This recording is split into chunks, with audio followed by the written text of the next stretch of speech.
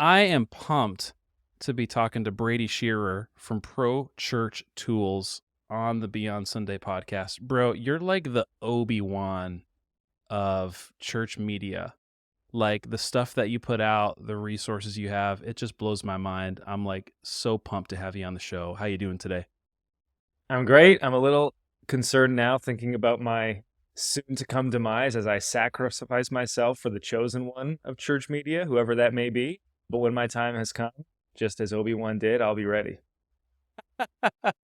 Great response. Great response. Bro, how do you describe what you do to like just the random person on the street that's just like, "Hey man, what do you do for a living?" Like how do you answer that question? I used to answer it by talking about the specifics. Like, oh, we help churches with video and photography and communications and branding and their website. And then we figured we need a better way of talking about this. And so we settled on we help churches navigate the biggest communication shift in 500 years. And that began to elicit the responses in those elevator conversations and on the street conversations that we were hoping and we didn't get prior. And of course, that reference is to the printing press, back in the day. And that was instrumental in kicking off the Reformation. Everyone gets a Bible in their hands. They're getting the printed word in their hands. They're like, wait a minute, maybe the interpretation of Scripture as we know it has some holes in it.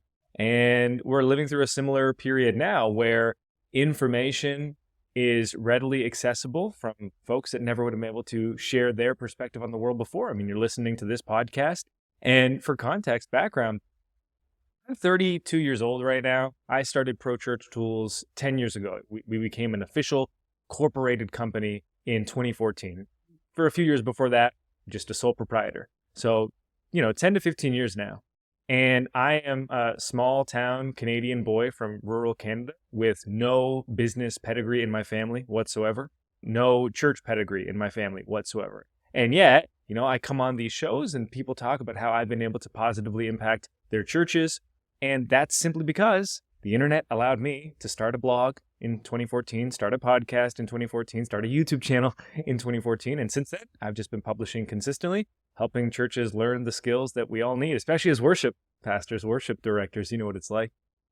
Can you also run social? Can you also do this? And that's how we all get started, isn't it? So true. So true. Okay, so that's fascinating because I'm always really intrigued by how people find their calling, so to speak, or do what they do. So it sounds like you didn't have a church background, didn't have a business background. What made you back in 2014 be like, I want to start these social media channels and I want to help churches? Like, where did that come from?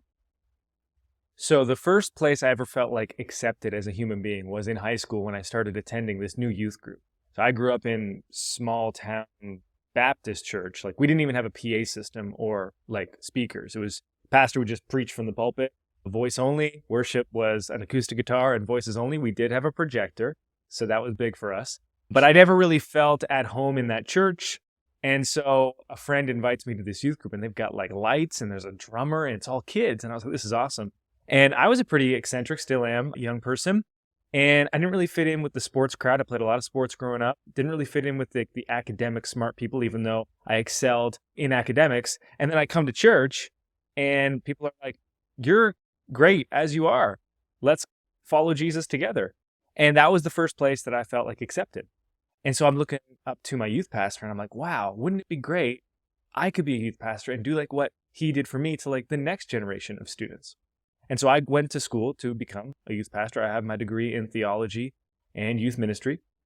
And about a year or two into my internship, I'm like, I don't know if I have the relational bandwidth that is going to be required to give these kids what they need. Like they're going to need me to like be available. And I learned something about myself then is that all I wanted to do was work for churches and work with churches and serve them. But I did not have the relational bandwidth required at that time to serve in a youth pastor role. But I really wanted to work with churches. So I start next interning at this new church plant as a media director. And they put a camera in my hands and they're like, just go and learn these skills. Like we've seen you pick up skills before and you can just do it. And I was like, I don't have any skills, but I'm going to learn them. And so as I'm learning these skills, that's when I go back to Bible college and looking at my friends in the youth ministry program. They're going to become youth pastors, becoming worship pastors. lead pastors at really small churches in rural Canada. And I'm like, they're going to need to know how to start a Facebook page too. They're going to need to know how to update their website. And if I can learn these skills from nothing, they can also. And that was the origin of prochurchtools.com, the blog, the YouTube channel, the podcast, and everything that came since. Today we have offices in Canada, we have offices in the States, a team of 25 plus, full-time church creatives, all helping to lead this digital front. Dude, it's brilliant. I love how there's a little bit of connection even with our brands a little bit. So my podcast is Beyond Sunday, right? And basically the focus there is what happens on Sunday morning it's a big part of what we do, but so much happens outside of that in terms of discipleship and strategy and, building a healthy culture. And I know with what you do, you're helping churches Monday through Saturday, essentially, beyond just your Sunday experiences, helping them with social media and with branding and all this kind of stuff. So I want to ask you this, and part of this is probably therapy for me too. Why are so many churches terrible at social media? And I could say, I have a pretty decent podcast following, but over the years have just been terrible at social media. So why is that? And then, what are some things that churches can do to step up their game when it comes to social media? Well, the easiest thing to point at is the generational gap. The reality is that the average senior leader in the West is 60 plus. And so imagine leading a church your entire life, and then in the final kind of chapter of your vocational career, this new change comes along and it starts disrupting every industry. And you're supposed to figure it out on the fly. And the pastors and leaders that have been able to do it, I commend them all the more so. It's not like it's impossible to do this, but my sense is that the older you get and the more entrenched you become in the ways that you do things, the more challenging it is to adopt change when it does come around. It's funny watching, millennial leaders, but especially Gen Z leaders now, because their aptitude for communicating through digital platforms is so inborn. It comes natural to them in ways that even for my generation, your generation, we had to learn.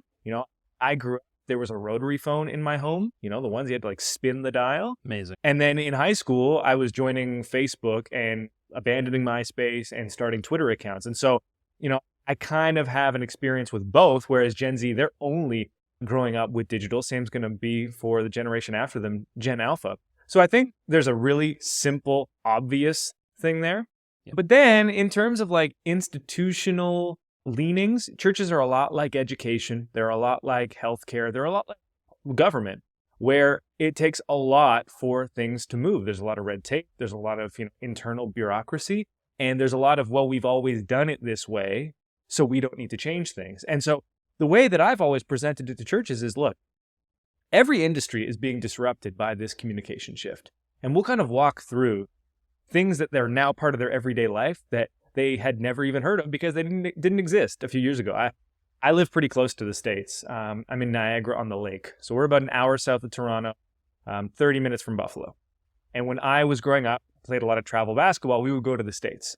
And when my dad would have to get directions to go from where we lived north of Toronto to, let's say, Ohio or Pennsylvania, wherever we were headed, he'd print out 22 pages of MapQuest. And then I'd be there in the front seat being like, okay, we got to take the interstate exit. It's coming up. In 2005, Google Maps comes along and suddenly we're not printing out 27 pages of MapQuest.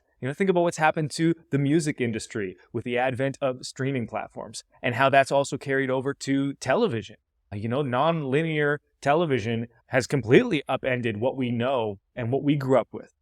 I was thinking about this phrase the other day, channel surfing, and I was like, oh man, that's a phrase that's not going to mean anything to anyone right now. But that was how we used to, find something that's on the TV, just click through the remote control. And so understanding the monumental shift of this also means knowing that this is coming on the horizon for every church.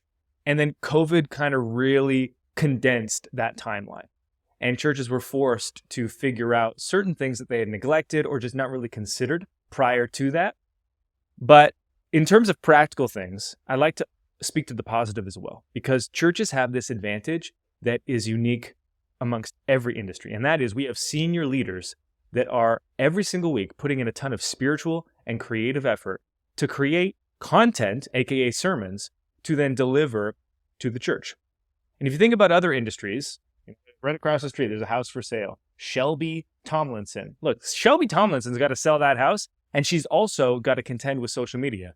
Now, I've got a dentist appointment later this month. My dentists, God love them, they've got to clean my teeth. They also have to contend with the digital front. Lawyers, they got to sign the documents, and they've also got to contend with social media. Churches are the only industry on earth, as far as I know, that have senior leaders creating content every single week. All we have to do is repurpose that gold mine of content for social and take advantage of this rhythm that no other industry has. And so, yes, we have fewer resources than a typical business, than most other organizations, but we have this one thing that is tremendously advantageous in the digital world that is just unheard of elsewhere. No, that's brilliant. And I know that there are like some churches or leaders are just like, they turn a blind eye to social media, or like they're just not into that, But what you're saying is like, this cannot be ignored. Like, this is the reality of the world that we live in. And to ignore it is to the detriment of getting your message out to the people that God wants you to reach, right? Like, this cannot be ignored. Right. You can have a personal affinity for something, but there are so many things in our jobs working in church that I'm sure that we don't have like a special love for, but we understand are important to our job. And I also think that sometimes our definition of social media can be very narrow. Now, I have this one employee, and he'll always say, "Oh yeah, I'm not really on social media." And then I'll like check him out, and he's like on YouTube and Reddit all the time. And I remember we had a discussion many years ago, and I was like, "Here's the thing: Reddit and YouTube, that's also social." He's like, "No, I'm not on Facebook and Instagram." I'm like, "Okay, but those aren't social. the only social platforms." And it's fascinating to see the way that social is expanding. Even now, 41% of Gen Z's time online, according to the Global Web Index, is now being spent on social media, which is an all-time high.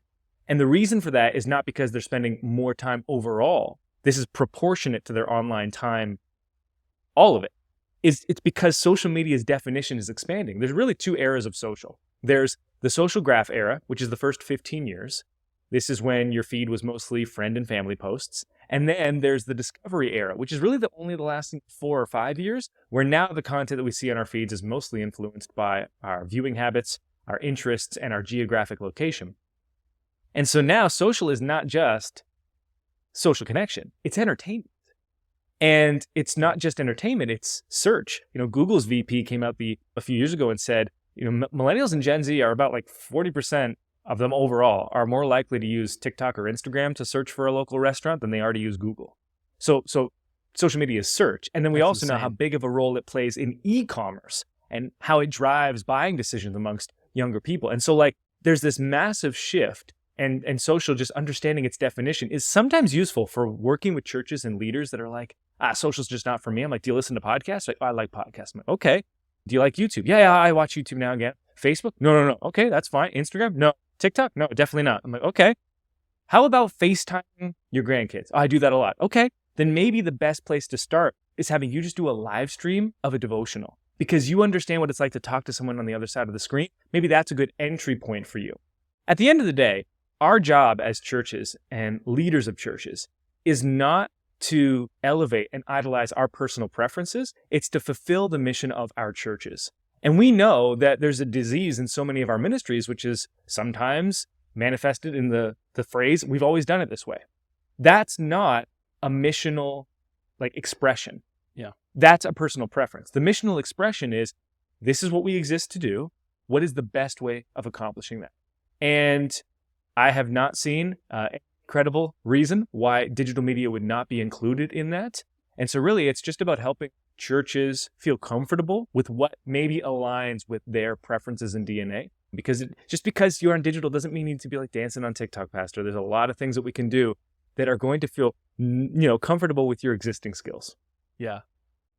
What's the most fascinating or surprising social media trend in 2024 that you've observed?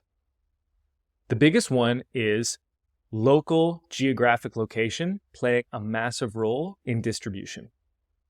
And This is somewhat new. We can all thank TikTok for it. They were the first ones to really do this, and virtually every platform, save for YouTube, has copied it so far, where you live plays a big role in the content that you see. We had one church that we were working with sign up, and they came to me and they're like, Brady, I just want people to know my church exists. Like, we've been here for 30 years, and then people discover us and they'll be like, I didn't know there's a church like this in my area. And I was like, yeah, that's definitely what we can help with. So we started taking this church's sermon clips, repurposing them for social media. And within a month, he had 2 separate interactions where someone had come up to him and said, are you a pastor? Because I saw you on my TikTok feed this week. And this church had not been using TikTok prior to this. And then it's happened with so many other churches with Instagram, because they have the same local component where you live matters with distribution. This was not true in the previous era of social media. In the previous era, it was all about your friends and family. So this is really easy to observe if we all just think about it this way. Back in the day, you'd open up your social feed, doesn't matter which app, and what would you see? You'd see people you recognize. Virtually every post, save for advertisements, was a friend or a family member or someone like 1 degree removed from you that you probably recognized. Nowadays, if you think about scrolling through your feeds, most of what you see will probably be from creators that you don't recognize. And that's because the discovery algorithms are deciding what you see based on viewing habits, personal interests, and geographic location. Yeah. Why that matters is because now your church can be part of that 50% of new content, 50+%, for other people in your area. So they're scrolling through and they see a cooking recipe recommendation, and here's some, this clothing recommendation. Here's a pastor preaching recommendation. This is a church that's down the street from me in my local area. This is brand new. I think churches have no idea that it's happening, and the churches that are taking advantage of it are seeing incredible results. So Brady, you kind of touched on some of this, but I want you to take us into your social ministry mountain a little bit. Like I found that fascinating. Just, I saw you kind of describing it, just the different layers of social ministry. Can you just break that kind of process down for us? Yeah, so this was a diagram that we developed in response to the biggest question we've gotten in the 15 years of helping churches with social, which is like, cool post, but how does it help what we do in person? We are an in-person ministry after all. It is a diagram. If you go to prochurchtools.com/mountain, you can download it and see it. I'll do my very best to describe it. It's a very simple diagram. It's a triangle. Think of the triangle as a mountain. And there are 4 layers. The top layer we call the crossover. This is the summit. This is what we're all trying to achieve. These are crossover events where we can tangibly point to, hey, we did this thing online and it translated to in-person. To get there, there are 3 layers that we have to climb. And the baseline, the foundation for every good social media strategy, is what we call no weeks off. This is easy to compare to like a fitness routine. I did a push workout yesterday. So I did some chest, and I did some shoulders, and I did some triceps. And guess what? In the grand scheme of things, that one great workout will have virtually no impact on the health of my body. Just like one bad day where I go and eat, Taco Bell way more than I should because I'm sad, will also not have too much of an effect on my body. Is that your vice, Praise Brady? God. Is it Taco Bell? Yeah, it's Taco Bell. Yeah, I grew up, my dad and I would go on these trips. That's where we'd stop. There's that, origin moment, and now here I am as a 32-year-old and still can't kick the habit, apparently. Now you know my dirty secret on the Beyond Sunday Worship Leader podcast. Back to the point that I was trying to make. It's that consistency that matters. The same is true for social. What we found is very few churches able to achieve this no weeks off rhythm indefinitely. What we see is this burst of inspiration that a church will have. They're publishing consistently, but we all wear multiple hats in ministry. What happens? You get pulled onto another project. Your attention is needed elsewhere. And then there's this dip on social, and things are not as consistent as they once were. And then the saddest part of all of this is that we look at social like, it just wasn't working for my church. It just wasn't working. It's like, well, no, we didn't even set the baseline for the most fundamental part of doing social well. Once you get that rhythm down consistently, and here's the best news before we move to that second layer, you're a church. You're not an influencer. You are not monetizing your posts based on views and reach. Influencers have to publish every single day, often multiple times a day, because when they go to brands to pitch their services, they say, hey, every single week, this is how many views I can get for you. That's not what matters to us as churches. It's That's not true. our mission. So even just publishing twice a week, I would say that's the bare minimum. If you can just publish 2 good posts a week, not promotional, not, hey, this is this event that we have coming up, which nobody wants to see. Nobody cares. If you can get to 2 posts a week, that's enough as a church. That's fine. Ideally, you get to 4, 5, but 2 is okay. That's no weeks off. From there, what we're looking for are what we call a viral for me post. This is the second layer on the social ministry mountain. Okay, we're climbing up to the next layer. A viral for me post is defined as any piece of content you publish that reaches 10 times the audience of a typical post of yours. Unrealistic in the previous era of social, very realistic in the current era of social. Not common, but realistic. So I would say, and when I say common, I mean about 3 to 5% of the posts that you publish, if they're are going to translate to being viral for me posts. What's ironic is that that small sliver of posts is what ends up driving growth on platforms.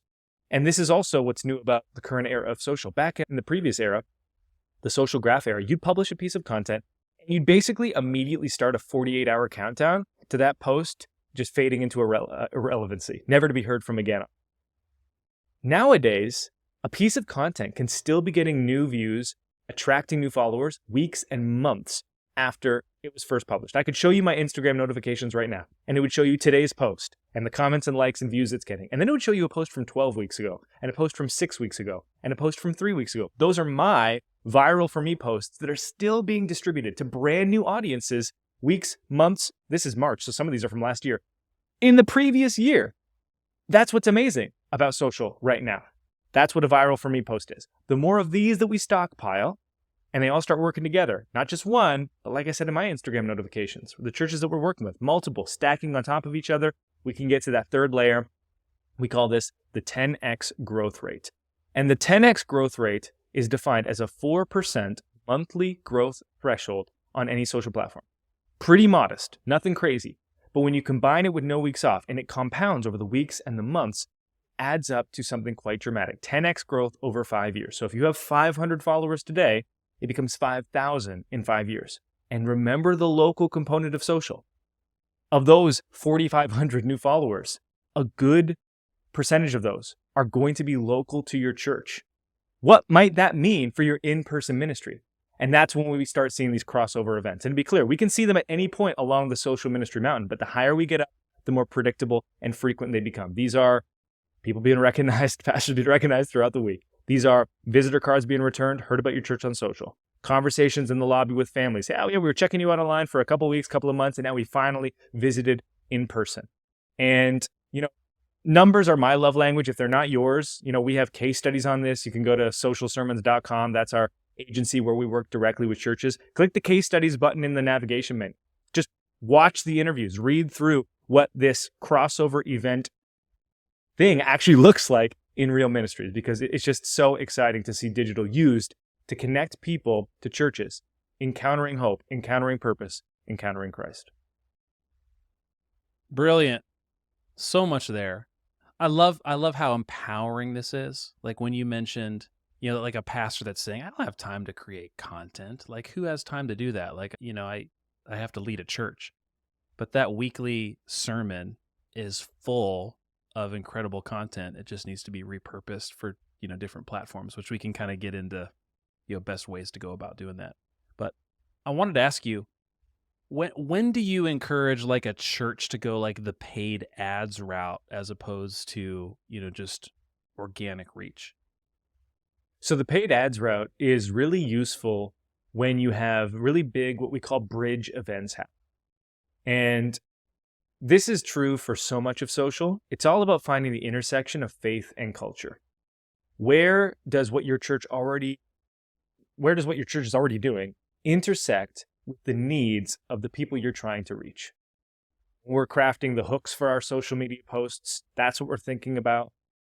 But for paid ads, every year, your church probably has 1, 2, 3, or 4 what we call bridge events. The 2 easiest ones are Easter and Christmas. Typically, there are programming elements of Easter and Christmas that are going to be relevant to people irrespective of their faith background. Some churches do pictures with Santa, some churches do Easter egg drops, but sometimes it's just like kids programming that's not like secular either. And if you don't have those types of things, that you think, that our Easter service, our Christmas service might not be incredibly relevant for people that don't have a faith background, then what about something like a VBS, summer camp for kids? You might have like a grill out. You might have an outdoor movie night. Virtually every church has some type of event that's community focused, but aligns with their DNA. Those are the events that you want to put money behind, because basically it's almost always, especially in this era of social, a waste of money to boost stuff that's going to be really insider focused, that's only going to be targeting people that have like some type of faith background. That's not going to probably result in reaching the people that you want. And it's also probably going to be a waste of ad spend because it's not going to be relevant to most people seeing it. What we know now, because it was instituted in the last year, is that you're no longer able to use Meta to target specific faiths. This doesn't mean that you can't use Christian language in your ads. What it does mean is you can't target like Christians in a 5-mile radius. So what we recommend is when you're using platforms like Instagram, like Facebook, target a 5-mile radius from your church and then post about this bridge event that is going to be presumably relevant to the person that sees that. And maybe it's only relevant to families, right? But like that's still going to be this massive chunk of people that see that. What it also does is it sets forth a bit of branding for your church. And this is the type of thing that it's very difficult to track, like this ad dollar turned into this person coming to church. But this is what every big brand does in the world. And you watch a Super Bowl ad and it'll just be like Matthew McConaughey driving a Lincoln. And you're like, that didn't make me buy a Lincoln. Well, it made someone, though, add one more thing that they didn't know about Lincoln, and that contributed to their purchase decision in 3 years by some unknown percent. Like, that's just how brand marketing works. So if every time you boost your posts and it's to a bridge event that's valuable to the community, you are slowly but assuredly building your brand in the community as a church that cares. You're not just there for you, you're there to serve and meet the needs of people. There's this rule of marketing that is called the rule of 7. It's a really easy rule to remember. It basically means that you're going to need 7 interactions with a brand or product before you're ready to make a purchase decision. In this case, the first time someone sees that there's a bridge event going on, oh, VBS for kids, superhero themed, oh, at the church down the street, they're probably not going to sign up. And then maybe the second year, they don't sign up. But in between, they also had driven by the church and they're like, oh, that was the church that was doing the VBS. That's cool. That's the third one. And then maybe they see a social post of yours. That's the fourth. And then maybe in 18 months, they're ready to take that step. And you won't know that it was all this good decision adding up to it. But that's what brand marketing does. What's nice about the boosted ads is that you're not only getting that, you're also doing what we call direct response marketing, where you're basically saying, we have this awesome thing. Do you want to be a part of it? And then people come through that. But if you look at the end of your ad spend, you're like, oh man, this only resulted in this. That was below our expectations. The consolation is that if you are advertising a bridge event that's valuable to everyone, you have basically stated to your community, hey, we're here to help, we're here to serve, and it's not just come to us, come to us, come to us.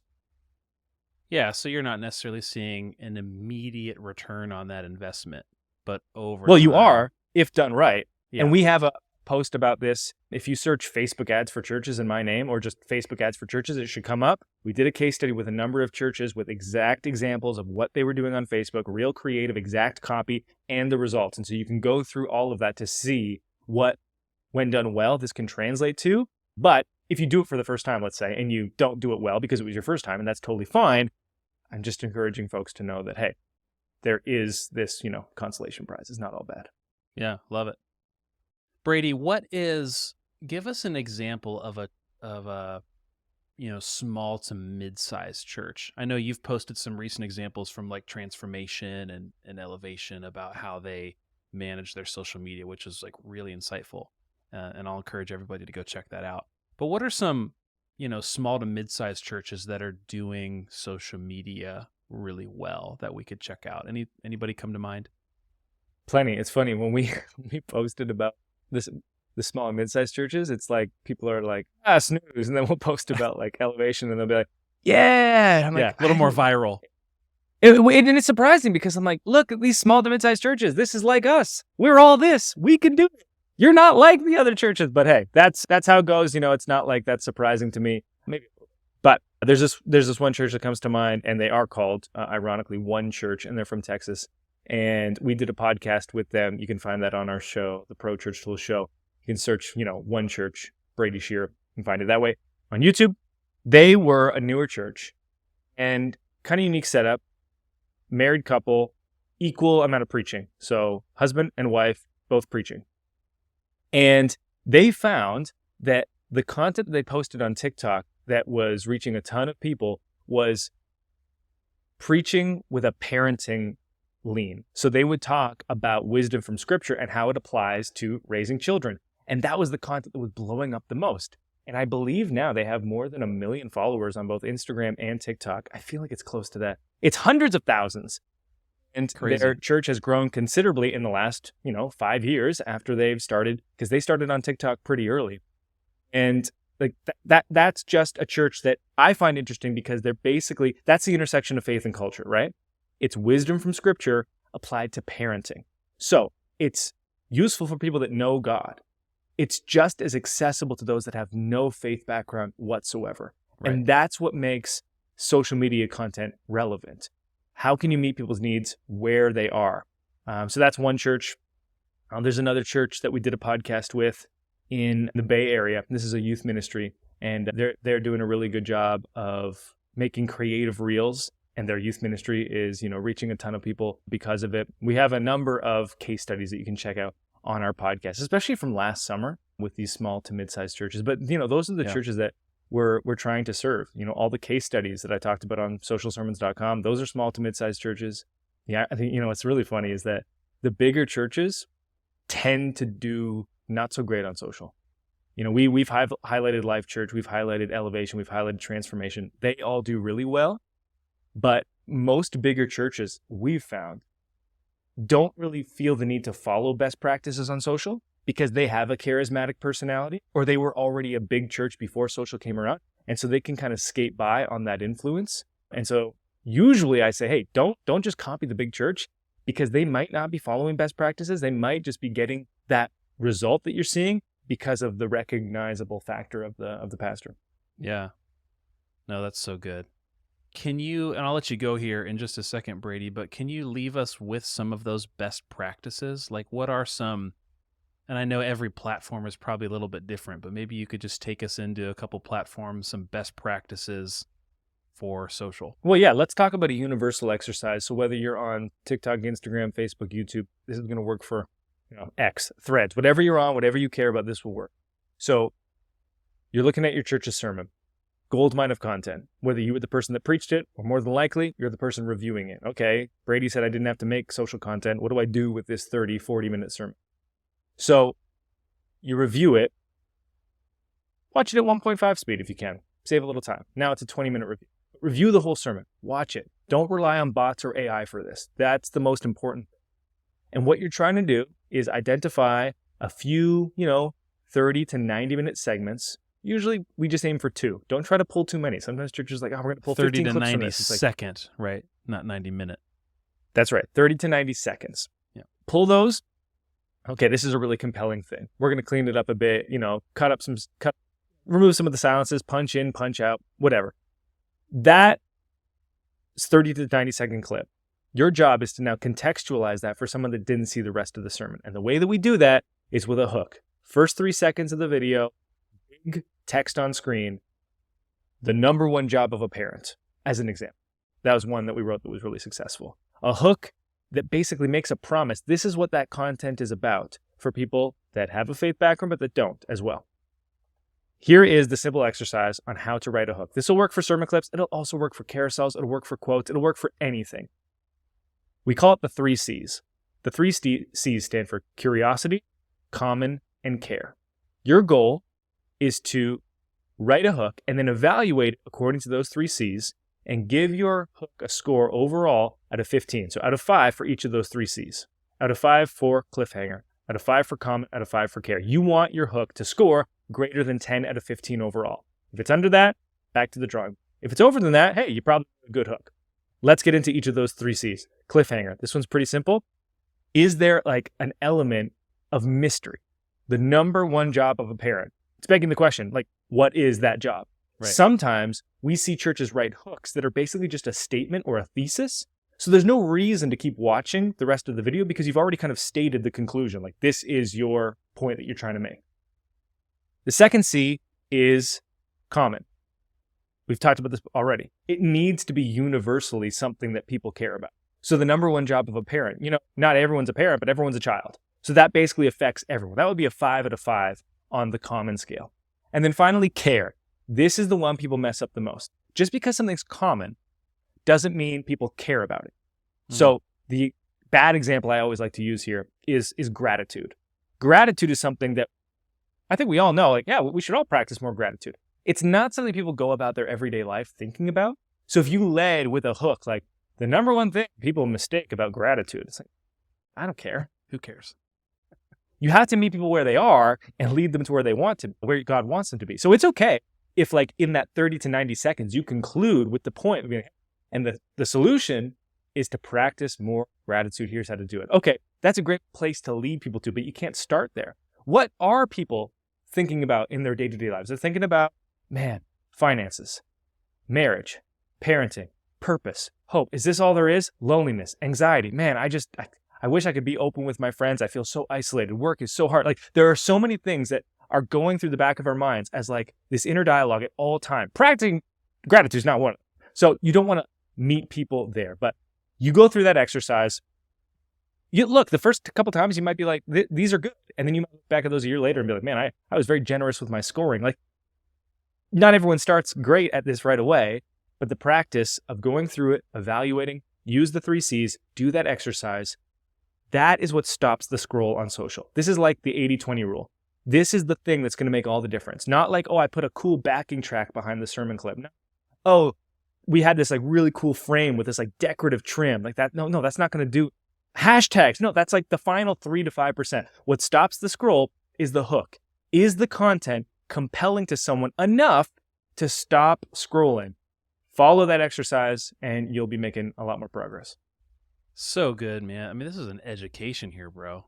The value here is incredible. Yeah, it's like you could have the greatest content on earth, but if like your hooks and your headlines are awful, like nobody's going to pay attention, And so, and if I can, people sometimes like are like, oh, this is too much secular marketing. Like this is not what Scripture wants. Like, look at Jesus's teachings. Robert Stein did this. Looked at the Synoptic Gospels. More than a third of Jesus's teachings are story. So Christ comes to earth and he's teaching about this new thing, the kingdom of God. And how does he do it? Does he start right there? No, rarely. He'll talk about wine. He'll talk about sheep. He'll talk about lost coins, familiar entry points to then lead people to this bigger idea of the kingdom of God. So this is literally following the example of Jesus. It's not some gimmick or marketing hack that we've come up with in socials times. This is following the example of Christ, where there are these big ideas. They're difficult to receive. Even Jesus' disciples, like, man, this stuff is hard to understand. It's hard to grapple with.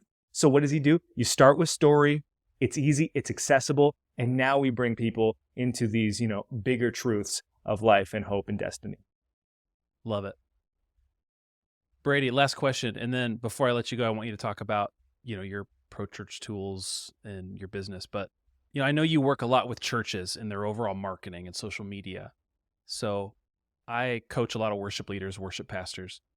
Any tip or trick or advice that you can give to like a worship pastor who's leading a team on how to use social media more effectively? Anything that you've seen, any sort of tip just in terms of communication and recruiting within a team, within a church? Well, the first thing that comes to mind is visuals and photography.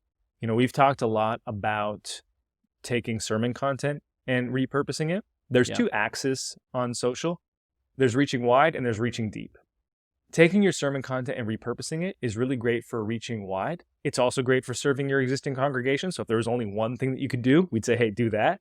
But photography and visuals of worship within church is really great at reaching deep. We have a service with our social media crew where we'll like send a photographer to churches where they don't have great photography and capture like the life of the church, the heartbeat of the church. Like the DNA of the church is the people. Taking that and putting that on social has this amazing effect as we scatter through the week and we're apart from each other, reminding, hey, this weekend we're all going to get together again. This is that third place for you. This is that home outside of your actual family. And this is not work. This is like a place that we all choose to come. And it's a really beautiful embodiment of what makes the church unique, right? Different generations, different ethnicities, different socioeconomic classes all gathered together for a shared purpose. That doesn't happen anywhere else. And that can be emphasized with a specific worship edge or worship bent that can make a difference. That being said, I mean, I feel like in worship, like everybody wants to be on the worship team. You know, like I don't think I should be giving you all my secrets. Like we need to help the kids ministries and the greeters. They're the ones that can't recruit the volunteers. I mean, everyone wants to be on stage, right? Well, there are a lot of teams that are lacking talent, or they want to find more talent, you know, which I think everything you're sharing with us helps with that. You know, whenever you're able to document your worship culture, you know, through video or through images, that is only going to help raise the profile of your ministry to attract maybe some local musicians who want to get plugged in because of what they see. You know? Yeah, and then the clips, if you have good sound, more and more churches are having good sound, which, you know, was not a recommendation I would have made years ago. But coming out of COVID and, you know, thank the Lord for all the auto-tune plugins that we all use now, those clips can sound good when they're translated to social. And so those also we see perform really, really well. Yeah. Brady, talk to us before you go about social sermons. I think this is your agency, just a fantastic resource for churches. So if some of our listeners here are like, man, we really need to step up our social game, but we don't want to do it. Tell us about your agency. I mean, one of the things I'm really happy that we get to do is we don't sell courses and we don't sell education. So everything on our YouTube channel, our podcast, our social platforms is me teaching best things that I know. Yep. Not holding anything back. There is no course where it's like, and here's where I'll actually tell you about social. But if you want us to do it for you, that's where we, you know, earn our money as a business. So socialsermons.com is where we work with about 200 churches every week and create social media content that's custom and unique to them. And we have a waiting list right now. It's full, but you can book a discovery call with me if you want to chat about your church's social media needs. You can see the packages on that site. And then we also have a software platform that we started about 7 years ago, nucleus.church. This is the church website builder for small and mid-sized churches. About 3,000 churches host their website on Nucleus. And that's another really awesome thing that we get to do. Software, agency work, and then creating all the content. Love it. Love it. Brady, any last words, anything you want to let my listeners know about that you haven't said already?